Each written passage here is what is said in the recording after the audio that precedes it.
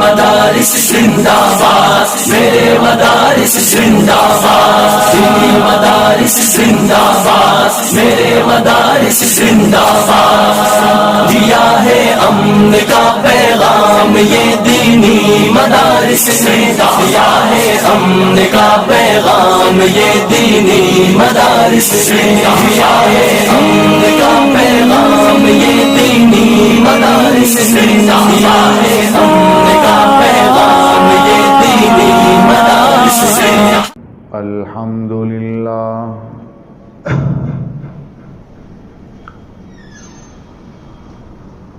الحمدللہ الذی لم یزل ولا یزال حیا قیوما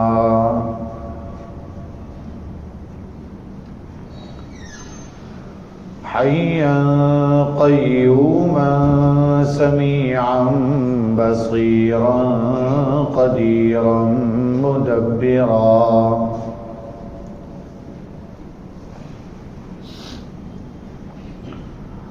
صلوات اللہ وسلامہ علی سیدنا محمد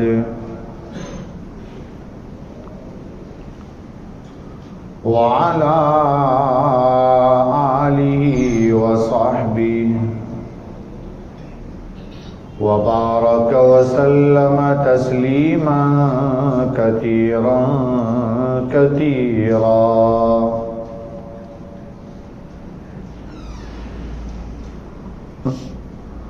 اما بعد، عن النبي صلى الله عليه وسلم أنه قال: من نفس عن مؤمن كربة من كرب الدنيا نفس الله عنه كربة من كرب يوم القيامة۔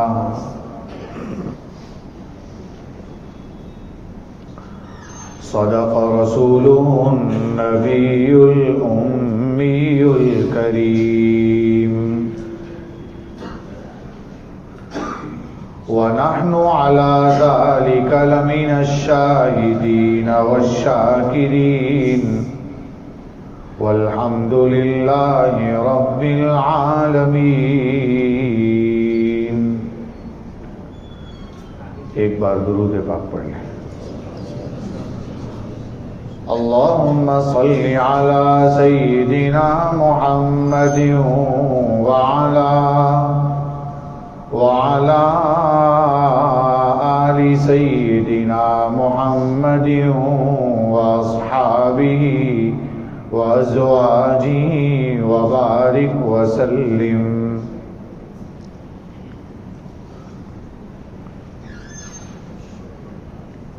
بزرگوں اور بھائیوں،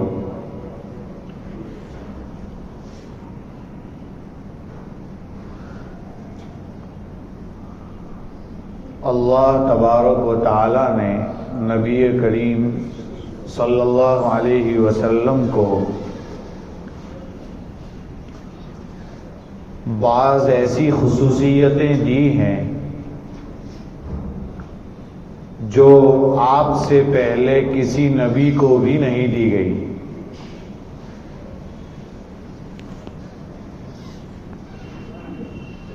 حدیث میں آتا ہے: اعطیت خمسا لم یعطہن احد قبلی، مجھے 5 چیزیں ایسی دی گئی جو مجھ سے پہلے کسی نبی کو نہیں دی گئی، کسی کو بھی نہیں دی گئی۔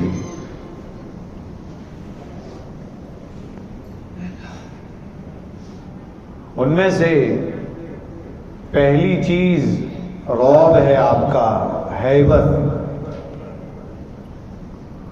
آپ نے فرمایا کہ نصرت بالرعب مسیرۃ شہر، اللہ تعالیٰ نے میری مدد فرمائی رعب کے ذریعے 1 مہینے کی مدت پر، 1 مہینے کی مسافت پر،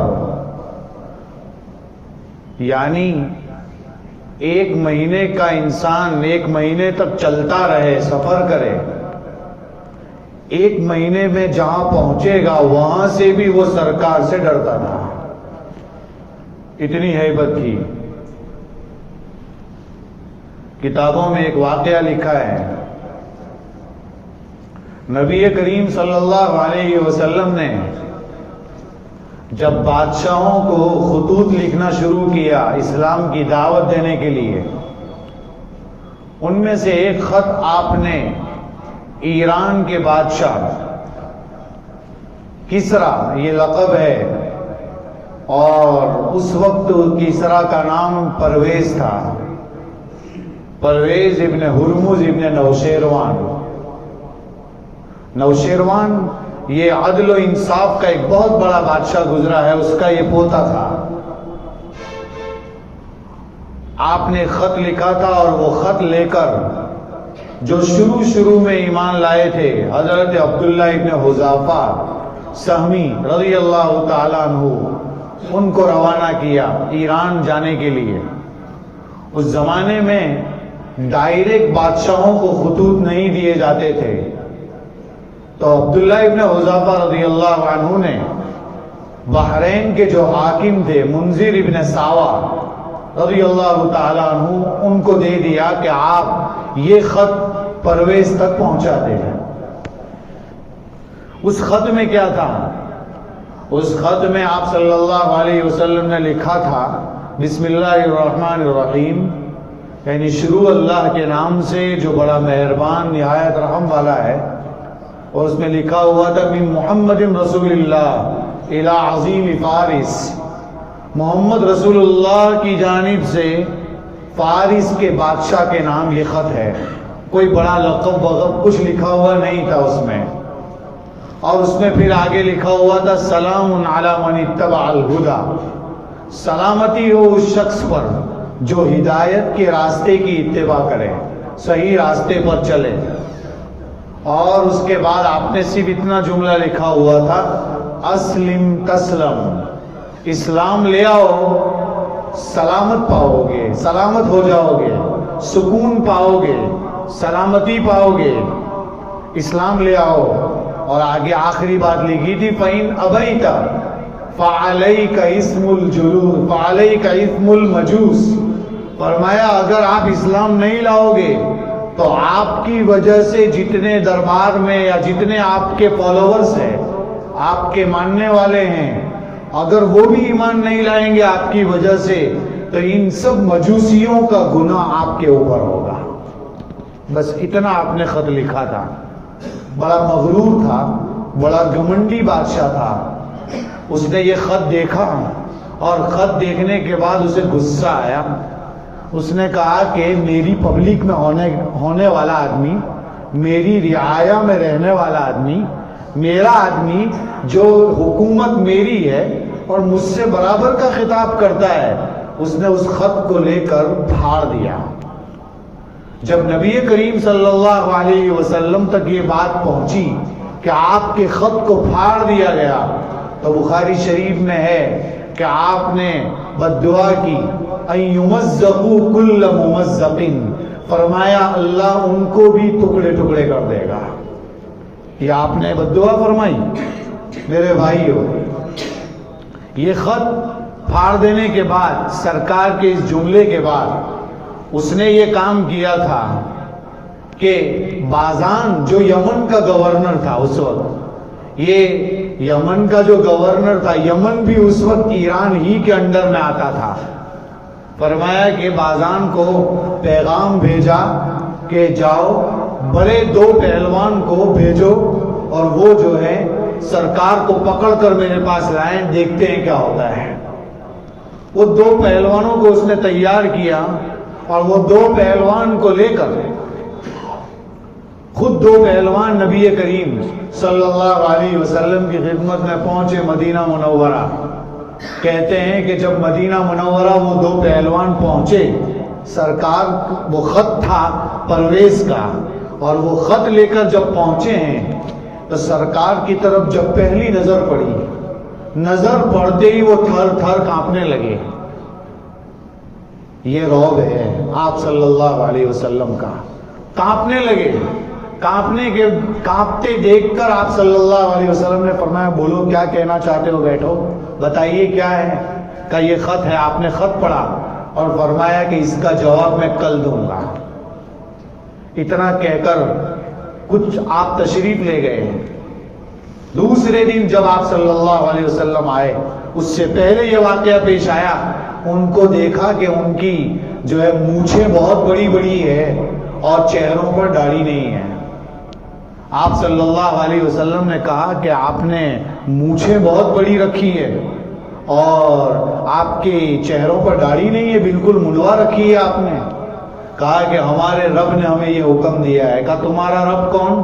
کہا وہی کسرا پرویز، اس نے یہ حکم دیا ہے.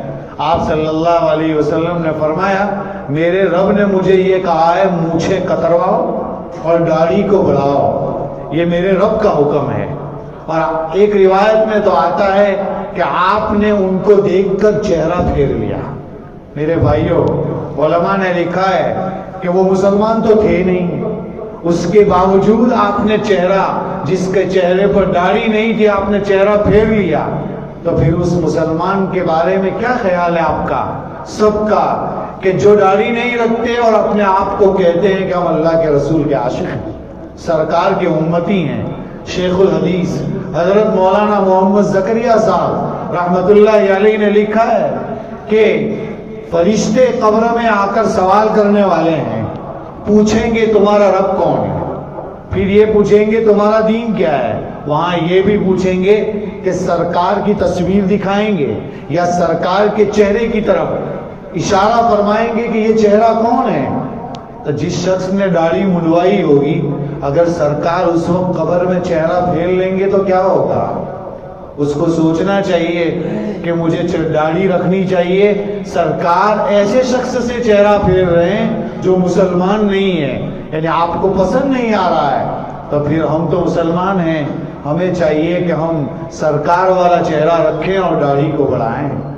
بہرحال میرے بھائیوں، آپ صلی اللہ علیہ وسلم دوسرے دن تشریف لائے اور آپ نے آ کر کہا کہ تمہارے رب کو میرے رب نے قتل کروا دیا. یعنی کون؟ کسرا مر گیا. تو انہوں نے تاریخ لکھ لی اس وقت کہ آج جو ہے جمادی الاولیٰ کی 10ویں تاریخ ہے، 10 جمادی الاولیٰ ہے اور سن ہجری 7 ہے اور منگل کی رات ہے. یہ سب لکھ لیا کہ دیکھتے ہیں کہ یہ سچ ثابت ہوتا ہے کہ نہیں. وہ چلے گئے اور جب وہ واپس گئے وہاں جا کر تحقیق کی تو وہی رات اور وہی مہینہ، وہی دن اور وہی سن تھا. وہ تعجب میں پڑ گئے. کہا کہ واقعتاً ایسا ہوا ہے کہ اس کے بیٹے نے ہی اسے قتل کر دیا. اس کے بیٹے کا نام شیروئی تھا، اس نے قتل کر دیا. شیروئی کا مسئلہ میرے بھائیوں یہ تھا کہ شیروئی کو جو ہے مسئلہ یہ تھا کہ اپنے باپ کی کئی بیویاں تھیں، اس میں ایک بیوی جو ہے جس کا نام شیرین تھا، وہ بہت خوبصورت تھی. اس کی نظر بگڑ گئی تھی اس بیوی پر، بیٹے کی نظر باپ کی ایک بیوی پر بگڑ گئی تھی. اس نے سوچا کیا کروں، کس طریقے سے کروں، تو اس نے باپ کو قید کر دیا تھا. اس نے دیکھا کہ یہ اب مجھے چھوڑنے والا نہیں ہے. کون؟ پرویز نے سوچا. تو اس نے دیکھا کہ یہ جو ہے میرا بیٹا، اس کو لڑکیوں میں بہت دلچسپی رہتی ہے، روزانہ مردانگی کی دوائیاں کھاتا ہے. تو بہت ساری دوائیوں کی بوتلیں رکھی تھی، اس میں اس نے ایک بوتل اور رکھ دی. وہ بوتل پوری کی پوری زہر کی تھی. اس پہ لکھ دیا کہ مردانگی کی شاندار دوا، ایسا لکھ دیا، جبکہ وہ پوری بوتل زہر کی تھی. رکھ دی وہاں پر. اس نے تو اسے قتل کر دیا. اور جو ہے شیروئی نے ایک کام اور کیا، اپنے دوسرے 8 بھائیوں کو قتل کر دیا. سوچا کہ آج کے بعد کبھی بھی کوئی حکومت پر آئے ہی نہ. اتفاق یہ ہوا سب سے فارغ ہو جانے کے بعد اس کمرے میں پہنچا جہاں اس کا باپ رہا کرتا تھا. وہاں پر وہ بوتل رکھی ہوئی تھی. اس بوتل کو اٹھایا کہ یہ تو شاندار دوا ہے، مردانگی کی ہے. تو اس نے کھول کر اسے پیا. اس کی وجہ سے وہ بھی مر گیا. جب وہ مر گیا تو شاہی خاندان میں کوئی باقی نہیں رہا سوائے اس کی ایک بیٹی کے، جس کا نام بوران تھا. لکھا ہے کتابوں میں کہ وہی باقی رہی. ہوا یہ کہ سوچا انہوں نے بعد والے لوگوں نے کہ شاہی خاندان کو ہی باقی رکھنا چاہیے، تو اس عورت کو رکھ دیا، حکومت پر بٹھا دیا۔ آپ صلی اللہ علیہ وسلم تک جب یہ خبر پہنچی تو آپ صلی اللہ علیہ وسلم نے ارشاد فرمایا، ہرگز وہ قوم کامیاب نہیں ہوگی جس نے حکومت پر ایک عورت کو بٹھایا ہو۔ میرے بھائیوں، آپ سمجھ سکتے ہیں آپ صلی اللہ علیہ وسلم نے بازان کو بھی پیغام بھیجا کہ ابھی تو یہ حال ہے، یاد رکھنا حکومت وہاں تک آنے والی ہے، ابھی تو ہم یہاں ہیں لیکن ایران تک بھی ہماری حکومت پہنچنے والی ہے۔ سب جانتے ہیں حضرت عمر کے دور میں تو یہ سب علاقے فتح ہو گئے تھے۔ بہرحال میرے بھائیوں، یہ تو آپ صلی اللہ علیہ وسلم کی پہلی خصوصیت ہے کہ آپ کے پاس آپ کی شخصیت سے لوگ کانپتے تھے، تھر تھراتے تھے۔ دوسری خصوصیت آپ کی یہ ہے کہ آپ صلی اللہ علیہ وسلم کے لیے مال غنیمت، پہلے زمانے میں جہاد ہوا کرتا تھا تو وہ جہاد کے اندر جو ہے جب کوئی دشمن کو قبضہ کر لیتے، اس ملک کو قبضہ کیا جاتا تو وہ مال جو ہے کیا ہوتا، تو پہلی امتوں میں تو ایسا ہوا کرتا تھا کہ وہ مال کو پہاڑ پر رکھ دیا جاتا، آگ آتی اور اسے کھا جاتی تو لوگ سمجھتے ہم کامیاب ہو گئے۔ لیکن اس زمانے میں ایسا نہیں تھا۔ آپ صلی اللہ علیہ وسلم کی خصوصیت یہ تھی کہ مال غنیمت آپ کے لیے حلال کر دیا گیا، یعنی لوگ اسے لے سکتے تھے۔ تیسری چیز، پوری زمین کو اللہ تعالیٰ نے مسجد بنا دیا۔ فرمایا کہ ایک تو مسجد یہ ہے جس میں ہم آئے ہیں۔ پہلے زمانے میں ایسا ہوتا تھا کہ جس جگہ عبادت کرتے تھے اس کے علاوہ کہیں بھی عبادت نہیں کر سکتے تھے۔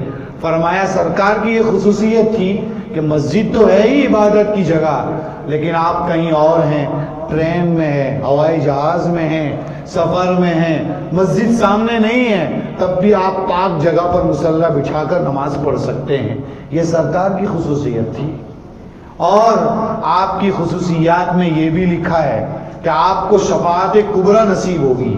شفاعت کبریٰ کیا ہے؟ آپ جانتے ہیں کہ دوسرا سور جب پھونکا جائے گا اور قیامت کے لیے سب لوگ جمع ہوں گے میدان محشر میں، سب لوگ اپنی قبروں سے اٹھیں گے، حضرت آدم سے لے کر آخری امتی تک سب اٹھیں گے اور سب میدان محشر میں جمع ہوں گے۔ اور آپ جانتے ہیں اس وقت بڑا نفسا نفسی کا عالم ہوگا۔ حالت یہ ہوگی کہ سورج سوا نیزے پر آ جائے گا، یعنی بالکل سامنے ہوگا۔ ابھی تو کتنا اونچائی پر ہے ہم اندازہ بھی نہیں لگا سکتے، تب بھی لوگ، آپ جانتے ہیں کتنی گرمی ہوتی ہے۔ فرمایا جب ایک دم قریب آ جائے گا تو کیا حال ہوگا۔ اور زمین کا حال یہ ہوگا کہ تانبے کی طرح گرم ہوگی، اتنی خطرناک گرم ہوگی، اور لوگ پریشان ہوں گے، پسینوں میں ڈوبے ہوئے ہوں گے اور کہیں گے کب حساب شروع ہو جائے، کب حساب شروع ہو جائے۔ لیکن کسی کی ہمت نہیں ہوگی کہ وہ اللہ کو درخواست کرے کہ اللہ حساب شروع کیجیے، آر یا پار جو ہو جائے فیصلہ، لیکن حساب شروع ہونا چاہیے۔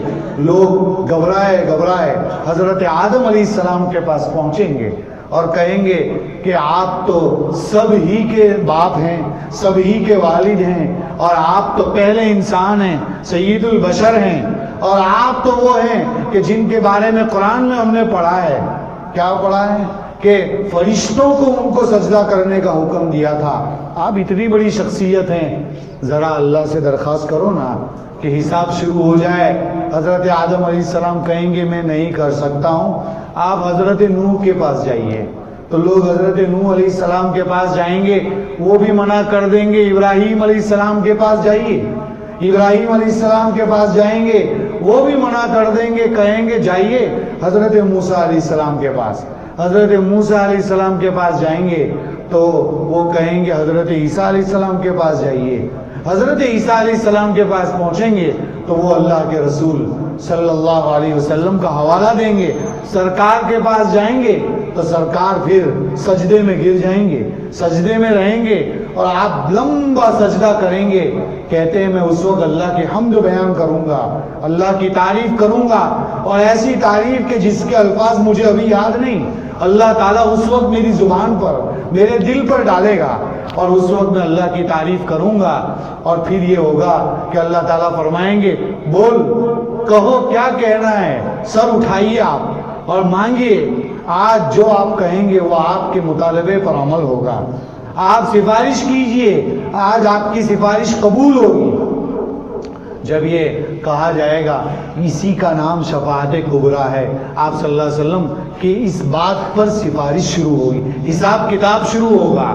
اور جب حساب کتاب شروع ہوگا، یہ ہے حضرت آدم سے لے کر آخری امتی تک سب کے اوپر یہ احسان ہوگا. اس وقت اس کو کہتے ہیں شفاعت کبریٰ.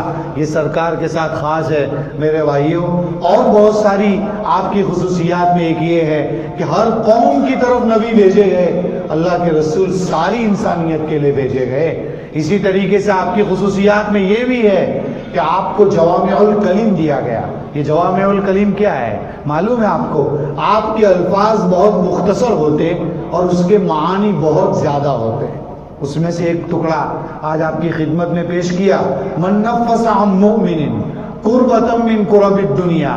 جو شخص کسی مومن کی دنیا کی پریشانی دور کرے گا، اللہ تعالیٰ قیامت کی جو سب سے بڑی پریشانی ہے اس کی دور کر دیں گے. کتنی بڑی بات ہے. اللہ تعالیٰ کو اپنی مخلوق پر بہت رحم آتا ہے. اسی لیے حدیث میں آتا ہے کہ اللہ تعالیٰ نے رحمت کے 100 حصے کر رکھے ہیں، ان میں سے ایک حصہ دنیا میں ڈالا ہے، 99 حصے چھپا کے رکھے ہیں. وہ ایک حصے کا اثر کیا ہے آپ جانتے ہیں؟ ایک حصے کا یہ اثر ہے کہ آج دنیا میں جو میاں بیوی، باپ بیٹا، ماں باپ بچوں سے، بچے ماں باپ سے جتنی محبت کرتے ہیں، یہ سب وہ ایک حصے کا اثر ہے. بلکہ جانور بھی، جاندار مخلوق بھی جو محبت کرتی ہے، حدیث میں آپ صلی اللہ علیہ وسلم نے ایک مثال دی ہے، ایک ایگزامپل دیا ہے. کیا دیا ہے؟ گھوڑی جو ہے اپنا ایک پیر اونچا کر کے رکھتی ہے، پوری رات اونچا ایک پیر کھڑا کر کے رکھتی ہے. اور وہ یہ اس لیے رکھتی ہے کہ آپ فرماتے ہیں کہ کہیں میرا بچہ میرے پاؤں کے نیچے نہ آ جائے. یہ بھی دیکھو ایک گھوڑی کو اپنے بچے سے کتنی محبت ہے. کہا ایک حصے کا یہ اثر ہے تو 99 حصے جب قیامت کے دن اللہ تعالیٰ اپنی مخلوق پر ظاہر فرمائیں گے تو کتنے لوگوں کی مغفرت ہو سکتی ہے، کتنے لوگوں پر رحم ہو سکتا ہے. میرے بھائیوں، بہت سارے واقعات ہیں کہ اللہ تعالیٰ کو اپنی مخلوق پر کتنا رحم آتا ہے. میں آپ کو ایک واقعہ بتا کر اپنی بات ختم کروں، وقت چونکہ قریب ہے. ایک دو واقعہ آپ کی خدمت میں پیش کرتا ہوں مختصراً. کتابوں میں بہت سارے واقعات ہیں، کیسی کیسی چیزوں پر اللہ تعالیٰ مغفرت کے فیصلے فرماتے ہیں. کتابوں میں آتا ہے ایک صحابی ایک مرتبہ ہاتھ کے اوپر چادر لپیٹ کر آئے نبی کریم صلی اللہ علیہ وسلم کے پاس. آپ نے دیکھا کہ چادر لپٹی ہوئی ہے، کہا کہ ہٹاؤ چادر، کیا واقعہ ہے؟ کہا کہ اللہ کے رسول، میں جب گھر سے آپ کے پاس آ رہا تھا، راستوں میں درختوں کے جھنڈ تھے، بہت درخت تھے، اس میں چھوٹے چھوٹے پرندوں کے بچے، کبوتری کے بچے تقریباً غالباً کیا وہ بچے تھے. میں نے وہ بچے ہاتھ میں اٹھا لیے اور اپنے پاس رکھے اور میں آپ کے پاس لے کر آ رہا تھا. کہا کہ دیکھا کہ اتنی ہی دیر میں اس کی ماں جو ہے میرے سر کے اوپر منڈلانے لگی، میرے سر کے اوپر چکر مارنے لگی. آپ صلی اللہ علیہ وسلم نے فرمایا پھر؟ کہا کہ پھر میں نے وہ چادر ہٹائی بچوں کے اوپر سے تو وہ ماں جو ہے فوراً اس بچے کے ساتھ چپک گئی. میں ہٹا رہا ہوں تب بھی نہیں ہٹ رہی ہے. لے کر آیا آپ صلی اللہ علیہ وسلم نے اس کے ہاتھ پر، وہ صحابی کے ہاتھ پر دیکھا تو واقعتاً وہ بچے اور وہ ماں ساتھ میں ہیں. صحابہ سے فرمایا کیا تم تعجب کرتے ہو کہ یہ ماں اپنے بچوں کے ساتھ کتنا پیار کرتی ہے؟ فرمایا قسم کھا کر کہتا ہوں، خدا کی قسم، اس ذات کی قسم جس نے مجھے یہ دین حق لے کر بھیجا ہے، اللہ تعالیٰ اس سے بھی زیادہ اپنے بندوں سے محبت فرماتے ہیں. آپ انداز لگائیے. اس سے کے بہت سارے واقعات ہیں. پہلے زمانے میں کنویں ایسے نہیں، پہلے زمانے میں ہمارے جیسا پانی کا سسٹم نہیں تھا. کنویں ہوتے تھے اور کنویں بھی اس طرح نہیں جو ڈول والے. فرمایا کہ جو ہے وہ ڈول وغیرہ تو کچھ ہوتا ہی نہیں تھا، کنویں کے اندر سوراخ بنا دیے جاتے تھے، اس میں لوگ پکڑ کر نیچے اترتے پانی پیتے تھے. فرمایا کہ ایک شخص، آپ صلی اللہ علیہ وسلم فرماتے ہیں کہ ایک شخص جو ہے کنویں میں اترا، اس طریقے سے بہت پیاس لگی تھی. جب وہ کنویں سے باہر نکلا تو ایک کتا گیلی مٹی کھا رہا تھا. وہ سمجھ گئے وہ شخص سمجھ گیا کہ اس کو پیاس لگی ہے. اس نے سوچا کیسے پانی پلاؤں، تو اب چمڑے کا موزہ پہنا ہوا تھا، اس کو نکالا اور چمڑے کے موزے کو لے کر وہ نیچے اترا، منہ میں دبا کر، چونکہ دونوں ہاتھ سے تو وہ سوراخ میں ہاتھ رکھنا پڑے گا. وہ نیچے اترا اور اس نے جو ہے کیا کیا کہ وہ اندر جا کر وہ موزے میں پانی بھرا، ہاتھ منہ میں اس موزے میں پانی بھرا ہوا ہے، دبا کر دھیرے دھیرے اوپر چڑھا اور اس کتے کو پانی پلایا. آپ صلی اللہ علیہ وسلم فرماتے ہیں شکر اللہ سعیہ، اللہ نے اس کی یہ کوشش قبول کر لی اور فرمایا اس پر اس کے لیے جنت کا فیصلہ کیا. میرے بھائیوں، ایک چھوٹی سے بہانے پر اللہ تعالیٰ مغفرت کے فیصلے فرماتے ہیں. ہمیں چاہیے کہ ہم مخلوق کی فکر کریں، ہمیں چاہیے کہ کوئی پریشان حال ہو تو اس کی پریشانی کو دور کرنے کی کوشش کرے. آج ہم کسی کی پریشانی دور کریں گے تو اللہ تعالیٰ ہماری سب پریشانی اور سب سے بڑی پریشانی قیامت کے دن کی ہے، وہ پریشانی دور فرمائیں گے. آج کا یہی پیغام ہے. اللہ تعالیٰ ہم سب کو اس پر عمل کرنے کی توفیق عطا فرمائیں. آمین. وآخر دعوانا الحمدللہ رب العالمین.